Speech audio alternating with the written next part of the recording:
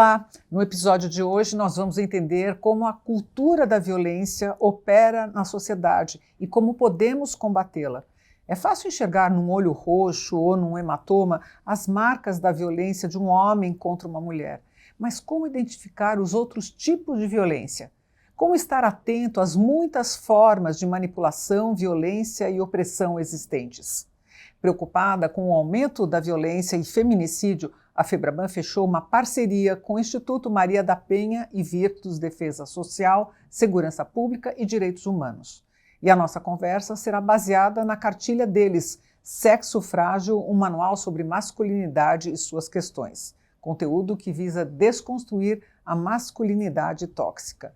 Aqui no estúdio a gente recebe a Regina Barbosa, que é vice-presidente e diretora pedagógica do Instituto Maria da Penha e uma das organizadoras da revista. Prazer de te conhecer, seja muito bem-vinda, Regina, que bom que você veio lá de Recife aqui para o estúdio da FEBRABAN. Muito feliz de estar aqui, Mona, muito feliz mesmo, com essa parceria, 17 anos da Lei Maria da Penha, não é? E é um momento da gente expandir as ações na perspectiva de garantias, né? Também ampliar a garantia dos direitos das mulheres e o acesso, não é? A transformar as suas vidas.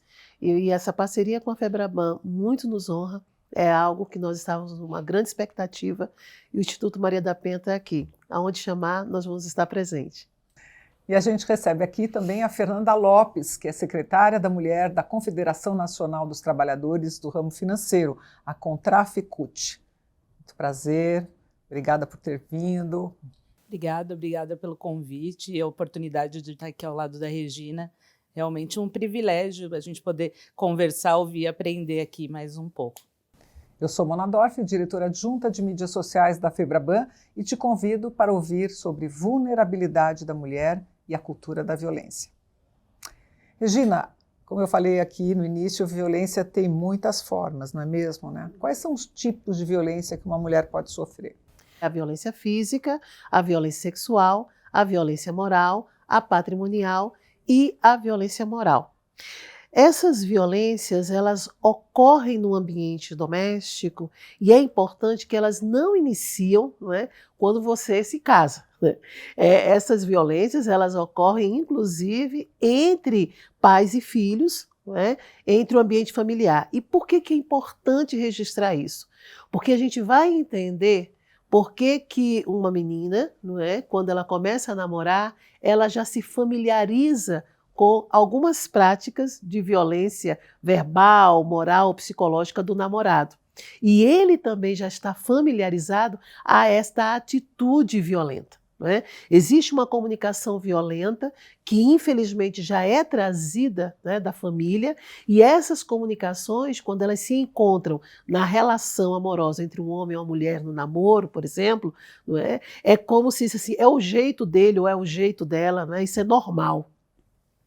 E a Lei Maria da Penha, então, ela veio justamente para falar desta comunicação violenta e dizer que essa comunicação violenta ela não é normal.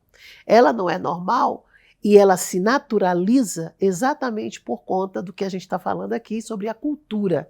Não é? Como é que essa cultura transforma estes comportamentos que não deveriam ser, não é, naturalizados em algo tão profundo, né? Algo tão do dia a dia e do cotidiano. Infelizmente, ainda faz parte da nossa cultura reconhecer apenas a violência física como a violência que, aí sim, é a hora de você se levantar e denunciar. E nem sempre, não é? Porque pergunta assim, foi só um beliscão? Né? Não, ele só encostou o dedo no meu rosto. Ele encostou, mas não foi um tapa. Né? Eu estava entre ele e a parede, aí ele me empurrou assim na parede, mas assim, não houve nada. Então observe como isso é banalizante, não é? Isso faz parte de um costume de quem vê e de quem vivencia, não é? E é por isso que nós falamos sobre há uma síndrome que nós chamamos de síndrome de violência da Gabriela, não é? A síndrome da Gabriela na questão da violência doméstica. Então, eu nasci assim, eu cresci assim, e sou mesmo assim e vou ser sempre assim. E é nesta síndrome que nós identificamos a geracionalidade da violência. Ou seja, a minha avó passou por isso, a minha mãe passou por isso, minha irmã mais velha passou por isso, né? Eu acho que é assim, homem é tudo igual, só muda de endereço. E quando você tem a Lei Maria da Penha, que ela dá um basta, a Lei Maria da Penha, então, ela vem para retomar aquilo que a nossa racionalidade deveria, né, ser construída. O amor tem uma linguagem, mas a violência também tem uma linguagem. Né? Existe um processo ensino-aprendizagem no amor? Também existe um processo ensino-aprendizagem da violência. Né? Então, no ambiente que aceitar, né, essa linguagem violenta, é desse ambiente que eu vou me acostumar. Quando elas vêm conversar com vocês, elas já vêm com esse tema na cabeça ou não? Elas vêm com outros pretextos, ou seja, elas não chegam conscientes de que elas estão sofrendo uma violência em casa? Muitas vezes a mulher nem veio para falar disso. Uhum. Ela vem para resolver uma situação pontual e ela não quer falar da violência. O que eu percebo muito aí, trabalhando com a categoria bancária especificamente, é que as mulheres são agredidas, elas sofrem, elas têm vergonha, de alguma forma, como se aquilo fosse culpa delas. Então, elas não querem falar sobre o assunto. Elas querem resolver o que está para elas atrapalhando, mas a violência elas levam. Elas realmente acham que é aquilo que está naturalizado, ou que o homem vai melhorar, que aquilo uma hora vai passar, que não é o que acontece. Então, foi muito importante a gente conseguir perceber isso no dia a dia e criar canais específicos para atendimento. Então, com advogadas focadas, que sabem atender, que sabem fazer esse acolhimento para proteger essas mulheres. Elas podem não perceber, mas quando você conversa e ela para e fala, realmente, isso aqui não é normal. Em 2016, quando a Lei Maria da Penha fez 10 anos, o Instituto Maria da Penha lançou uma pesquisa, que foi a primeira no país, sobre qual era o impacto da violência doméstica no setor econômico. Né? E aí nós chegamos a uma conclusão da pesquisa, né, que o Brasil perde por ano R$1 bilhão. Esse é o impacto da violência direta no setor da economia. Esse 1 bilhão representa o quê? O absenteísmo.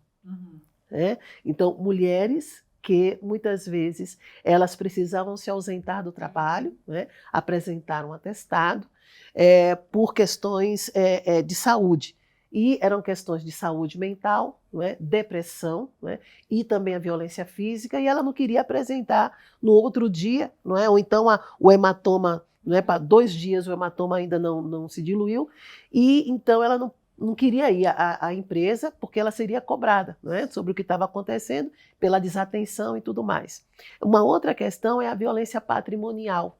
Né? A violência patrimonial, que infelizmente quase não se fala muito, mas é aquela em que ele não puxa cabelo, ele não apertou você, ele não falou nada, mas que muitas vezes esta mulher é violentada, não é? Pela questão econômica, onde o cartão de crédito ou de débito dela não está com ela, é ele que controla, ele controla as chamadas, as mensagens no celular, não é? Ele controla a roupa ou o cabelo, não é? Tudo que for objeto e que para ele entender que aquele objeto tem um valor para ela e que ele vai atingi-la, né? Mas aí você pergunta, ele bate? Não, ele não bate. Ele xinga? Não, ele não xinga. Ele quebra o computador? Sim, ele quebra o computador. E eu digo isso porque nós acompanhamos. Né? Então, mulheres que muitas vezes elas vão ao guarda-roupa e têm vestidos furados, rasgados. Né? Então, assim, mas ele não bate. Né? Ele não xinga. E na frente das pessoas, ela é o amor da vida dele. E aí, veja, essa violência patrimonial, ela é um apoio para a violência psicológica, porque ela fica naquela questão assim, como é que ela vai provar? A violência psicológica, em 2021, ela foi definida como um tipo penal, é bem verdade. Mas ainda há ambientes, né? Aí há agentes na delegacia que pedem para essa mulher trazer mais provas, né? E mulheres que muitas vezes, alguns chegam a dizer assim, olha, se fosse um dedo quebrado, um dente, é mais rápido. Aí eles dizem assim, é mais rápido. Aí eles viram para a mulher e dizem assim, a senhora sabe como é a justiça brasileira, não é? Então veja, quantas dessas meninas vão ter que ir às delegacias para tentar provar a violência patrimonial, ou a violência psicológica, ou a violência moral, né? Que é a humilhação, o xingamento. Mas ele só xingou. Você não sabe como o homem é? Então essas meninas vão ter que ouvir isso ainda. Acho que tem que ter campanhas educativas, mostrar essa situação é sim uma violência contra a mulher, isso não está certo, né? Olha só, um dado super importante do Fórum Público de Segurança, que inclusive está na cartilha Sexo Frágil, é que só em 2022, 18 milhões de mulheres, 18 milhões, relataram terem sido vítimas de alguma violência. E esse dado pode ser ainda bem maior, se a gente pensar na subnotificação, na quantidade de mulheres que permanecem em silêncio, têm medo de denunciar, não sabem como fazer, naquelas que quando denunciam se sentem oprimidas por comentários daquele tipo, mas o que você fez para ele ter agido assim? Como é que você tirou ele do sério? Um pouco aquilo que a Regina tinha falado aqui no início, né? Esse tipo de discurso, Fernanda, também é um exemplo de violência, né? Uma tentativa de desqualificar a vítima, né? Sim, você deixa a vítima, é isso, desacreditada.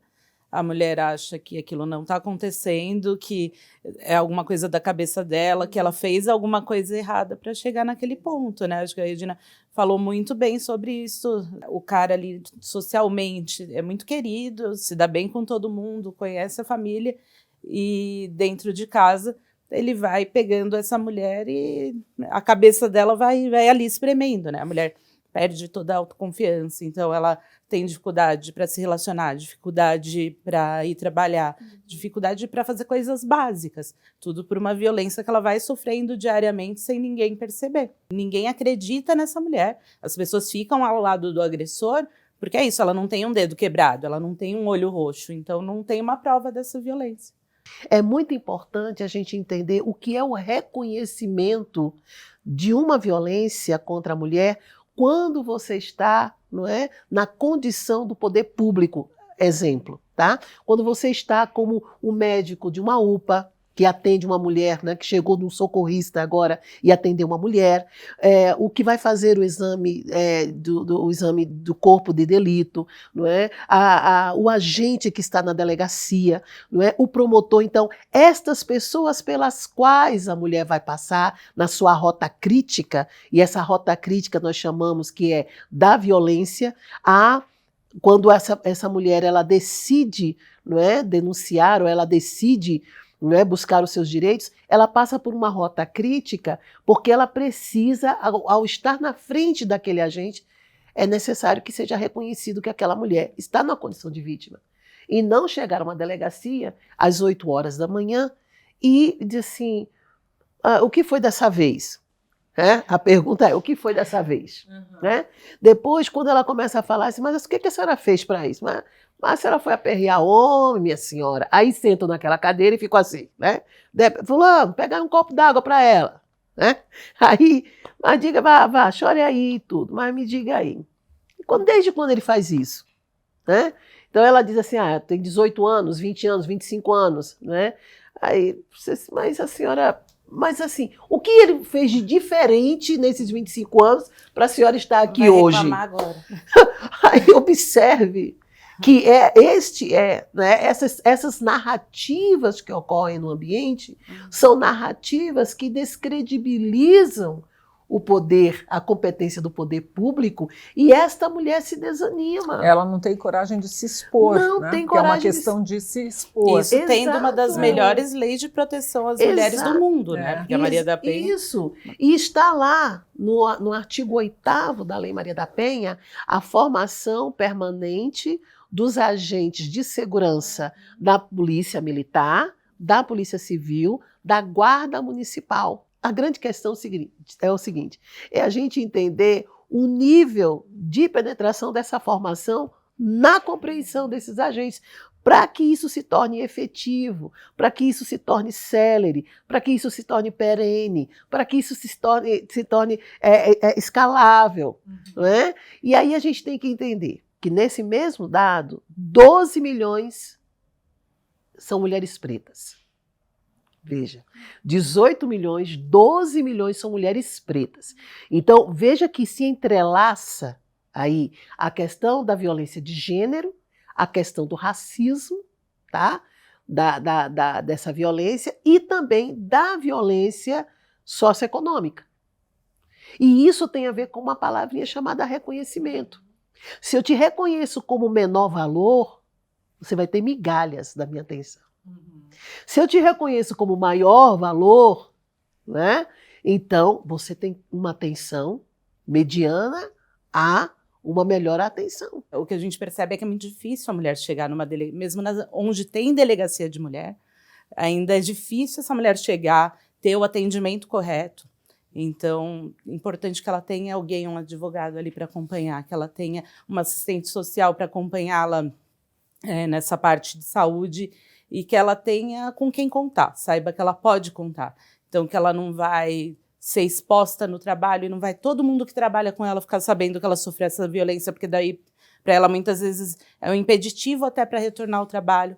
Tem mulheres que não querem voltar, querem pedir demissão, porque se sentem expostas, estão envergonhadas, e aí já não querem estar mais naquele local, que elas não tenham dificuldade para conseguir um afastamento, e aí entendendo, por isso que é importante essas cláusulas que a gente tem de proteção às vítimas de violência, para que a mulher ela tenha um afastamento, para que se ela quiser pegar um empréstimo, nós temos essas cláusulas, para ela poder recomeçar a vida, porque ela vai ter que mudar de cidade muitas vezes, vai ter que se reestruturar totalmente, aí tem os filhos, tem toda a família, a gente tem uma cláusula que fala em mudança do tipo de trabalho, então que ela vai poder trabalhar ali em teletrabalho.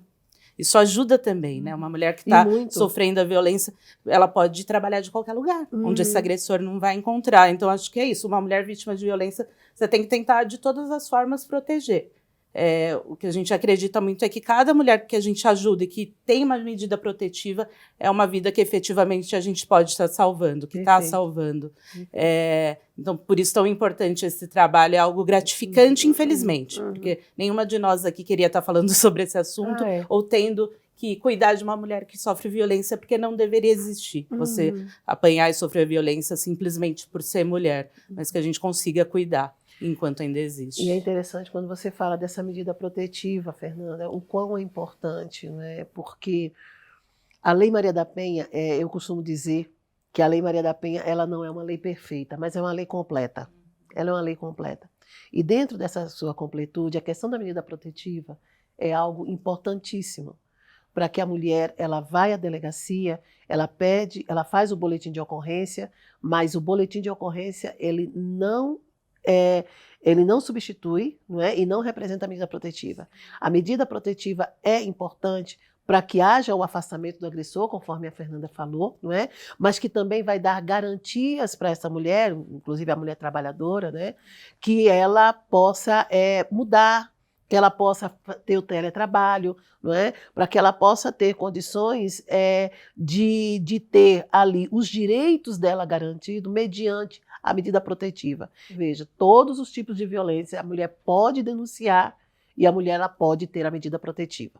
Porque ele não pode mandar mensagem no WhatsApp ameaçando, nem para o Instagram, nem para o Facebook, não é? Ele não pode incomodá-la no ambiente de trabalho, tá? Ele não pode mandar mensagens por e-mail, ele não está ali fisicamente, mas ele mandar mensagem por e-mail. Então, por isso que a medida protetiva ela é importante. E ressaltar o artigo que fala de que a mulher, ela estando no trabalho, sendo ameaçada, tudo, ela pode se ausentar em até 6 meses. Né? Ela pode mudar, se por acaso tiver uma empresa que tiver uma representação em outro estado, em outro local e tudo, e se a mulher consentir, ela pode mudar, né? Ou então ela pode se ausentar até 6 meses sem prejuízo salarial. Né?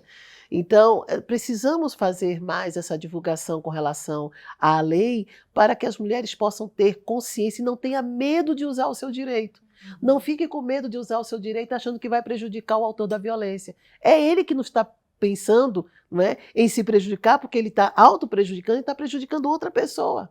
Né? E quando a mulher ela deixa de usar o seu direito, ela vai para a subnotificação e nós não conseguimos dar essa versão exitosa da lei porque a lei, olha, a gente tem vários e vários depoimentos da força da lei. Nós temos vários depoimentos de delegados, delegadas que têm um compromisso, que é algo maravilhoso, de juízes, juízas, promotoras, defensoras, defensores, enfermeiros, médicos, que estão trabalhando ao nosso lado, fortalecendo a lei e transformando a vítima, a vida de muitas mulheres. Nós temos, nesses 17 anos, são zilhões de informações, mas precisamos, não é, avançar e precisamos derrubar esses dados de subnotificação, dados esses de subnotificação que existem por conta do silêncio, em razão do medo. Uhum. Gente, para a gente finalizar, como é que a gente pode estabelecer uma cultura de paz dentro de um cenário tão delicado como esse que vocês descreveram? Começa com Fernanda, depois a mesma pergunta para a Regina. Difícil, né? A gente falar tanto de violência e pensar numa cultura de paz. Mas acho que é tudo à base do respeito, né? Quando a gente fala do feminismo, quando a gente fala de educação, de educar principalmente essas crianças, acho que a base é isso, a educação, e principalmente começando pelas novas gerações, que elas cresçam já entendendo que elas não têm que agredir ninguém. Mesmo com essa dificuldade que a Fernanda falou de falar de violência e cultura de paz, sim, né? São diametralmente opostos, mas exatamente nós podemos falar de cultura de paz exatamente porque existe violência. E a gente pode falar de violência exatamente porque existe uma cultura de uma falsa paz. Né? Existe uma falsa paz. E as famílias que hoje, não é, as pessoas que hoje falam dessa violência que vivem, elas, quando começam a fazer o relato, eu pensei que era assim, eu não via, depois é que eu comecei a perceber.